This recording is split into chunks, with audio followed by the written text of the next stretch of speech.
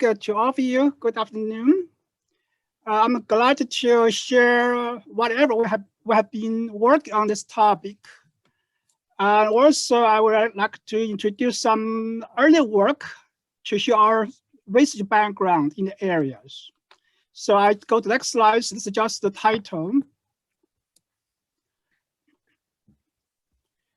For this, sorry, I try to manage this screen something because this. Hold a second, I try to move around. Don't block my slide. Okay, as an introduction, I write down a few definitions about our research, our field. First, I talk about medical imaging. What is medical imaging in our field? It's a way to non-invasive, looking for inside of human bodies. Second one is provide a quantitative evaluation in vitro of organ, tissue, and cell functions. Third one is the field-wise integration of science and engineering. That's a definition for medical imaging. Go on to artificial intelligence. This is what I understand. AI has been under development from very early beginning when computer was available to experts. AI has been continually improving our life standards. AI has been continually playing a bigger role in medical imaging. The second slide is about background. Why we need a lung screening? Why so important? We know airway exposed to risks of hundreds of virus outside. COVID-19 is just one example of most recent, definitely is not the last one, more are coming. Lung infection spreads very fast, rapid emergency situations. Now, second was why we focus on CT. CT uses X-ray to interact with human bodies. It has very unique properties by X-ray compared to MRI, ultrasound, other modalities.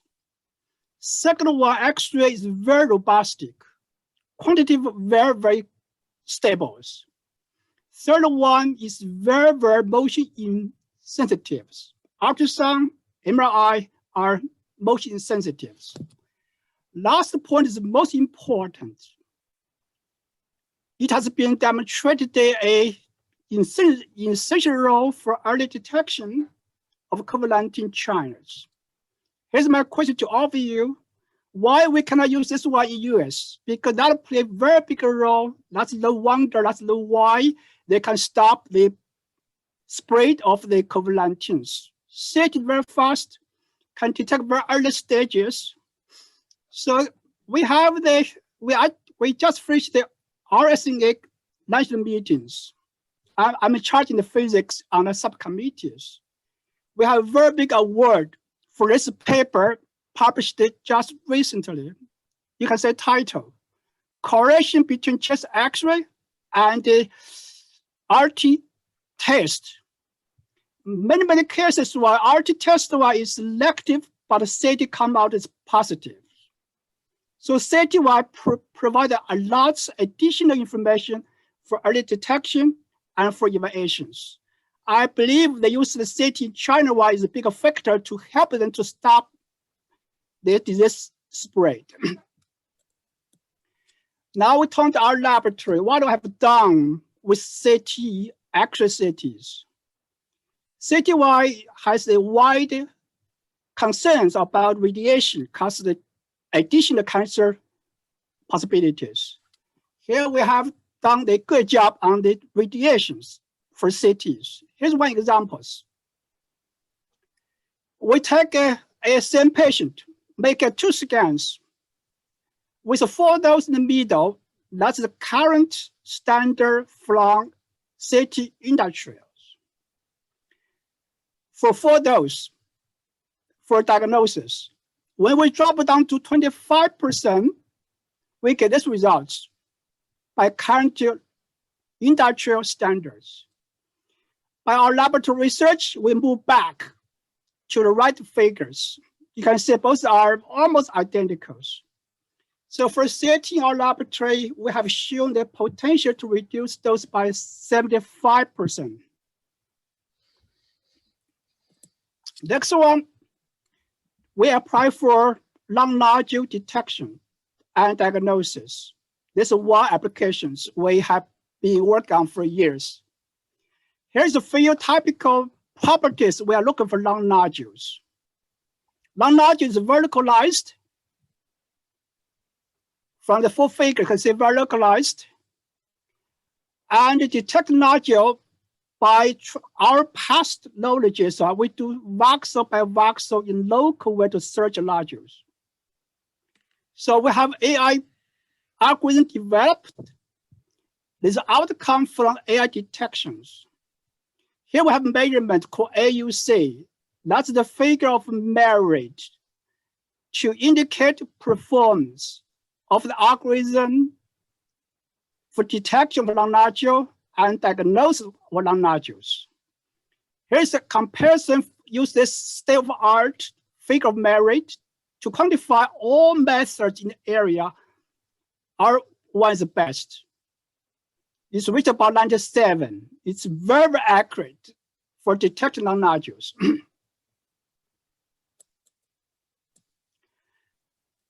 Now we turn to deal with COVID-19. First of all, we will review the properties, what COVID-19 show us by their properties, by their unique characteristics. Here's one sentence very important. COVID-19 very different from lung nodules. Lung nodules is very localized. This one is kind of global spread through whole lungs, very, very different from lung nodule cases. So in terms of the detailed properties, they display various phenomena. For example, they have ground glass opacities. They have concentrations. They have reticular patterns and more. These two pictures show this kind. You can see the change from whole lung. They scatter out whole lungs. You can see different properties. This is a blood spot. There's kind of artificial stuck on the wall. You can see those kind of come out like some kind of spread. This one is even crazy. We don't know what's going on inside. So it's very, very different from whatever we have done before. Before for lung cancer, it's very localized. For COVID-19, it's not localized. It's spread out whole lung. So take those kind of disease property into considerations. We start from local to globe, from lung cancer, lung nodule to COVID-19. So here's our challenges. COVID-19 is global rather than local, very different from our traditional approaches. These infections will depend on multiple properties. Infection extent, we have no borders to quantify how large it is, where it is, how large it is. And changing this whole picture in the lung and change the whole texture distribution as well. So those uncertainties bring us difficult to quantify. So also very many properties is very similar to other infections on lung. Make the differential diagnosis to quantify disease stages is difficult. Here we think about what we can do with artificial intelligence. We introduce landmark. This is a very, very critical point we have because human bodies has lots of symmetry along Z directions. That helps us from local to global. Second one, we are changing the new paradigms, new thinking from local to global. Definitely, we are going to make our algorithm sensitive to prepare for next emergency occurs. So here's a key idea in the slides. I go slowly. Here's some cartoon for anatomies. look for lung, they change their direction very slowly, except for some key point, they change it a little more rapidly. So looking for, take the 6 segment as examples. We're looking for one segment inside. This long 6 image slice in one landmark. It looks very, very close structure and very, very close textures. And down here, we talk about 30 landmarks. You can look at the structure from 1 to 3 to 30. So for human body, we have lots of symmetries. That brings us a bridge from local to globals. Here, when I read it for you, human lungs have actual similarities in terms of tissue structure and textures, as shown by the figures here. The entire lungs can be divided by different landmark. Each landmark has similarities. Landmark and landmark have differences. How we deal with the landmark differences? We have this kind of called conditional machine learning. So here's a whole things in the picture here. So we have this lung. We model lung into different landmarks. Each landmark has similarities. Each landmark is different. We take 6 landmarks as examples. 6 landmarks we can interrogate with this AUC merit I mentioned before. This is the current state-of-the-art figure of merit to quantify performance for any system, any algorithms.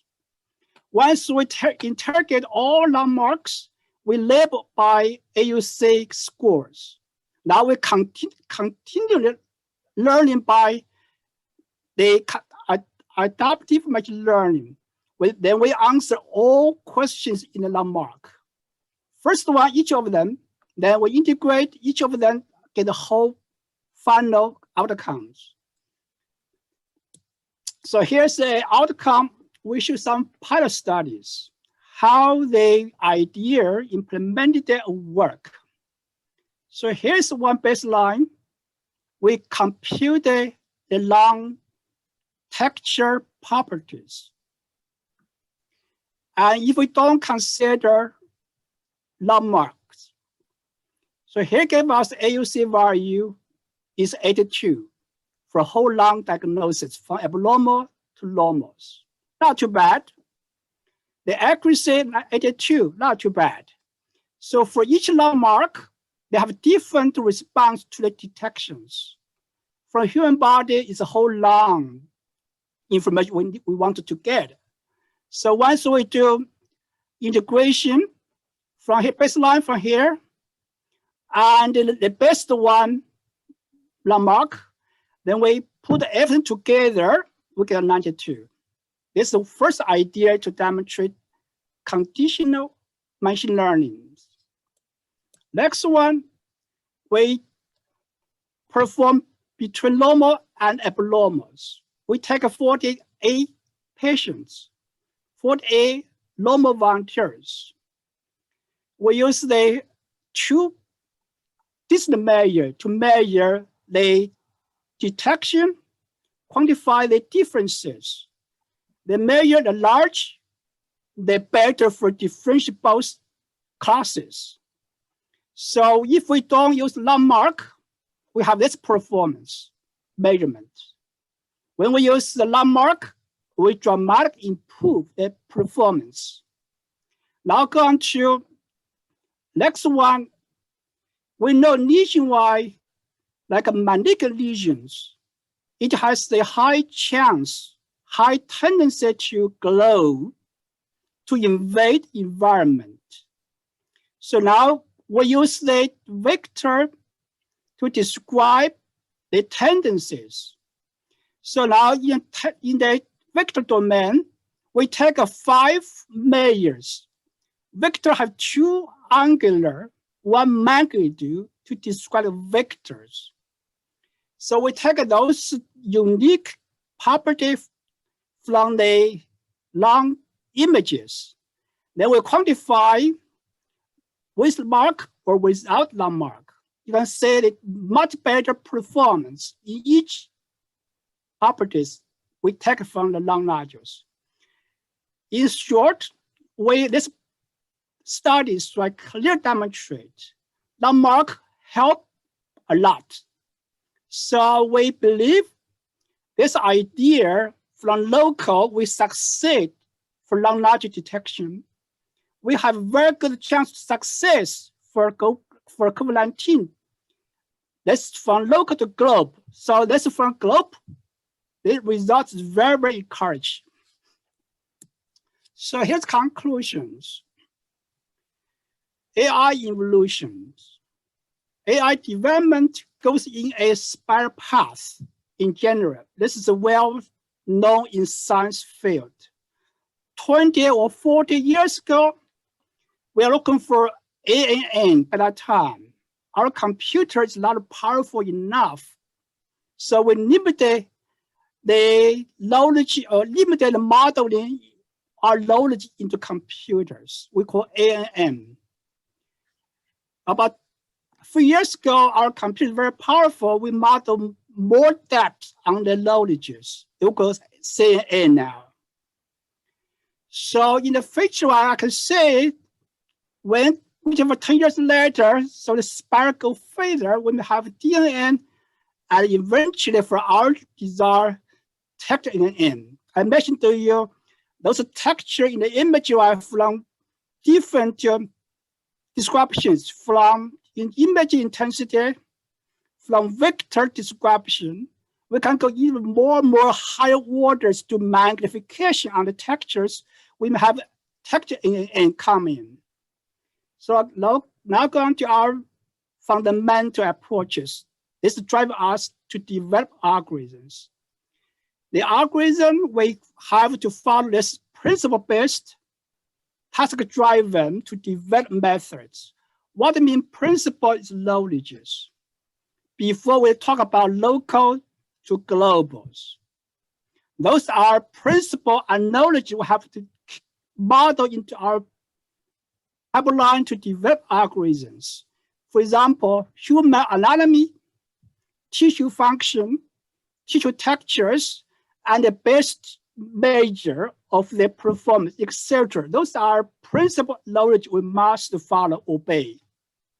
Second one, we have to look for tasks.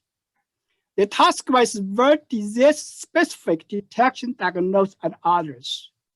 If we're looking for lung disease, we'll be different from looking for brain disease. There are two different animals or two different iPods. We cannot do. We have to make task-driven. Third one, machine learning one has adaptive for different disease, different principle, different tasks. Lastly, we know the texture bring a lot of anatomy and structure function into the picture to model and to move on. So we have many things to do beyond this point. We are still working on something new, bring the picture to make it better and better. Thank you. This is my summary. Last slide.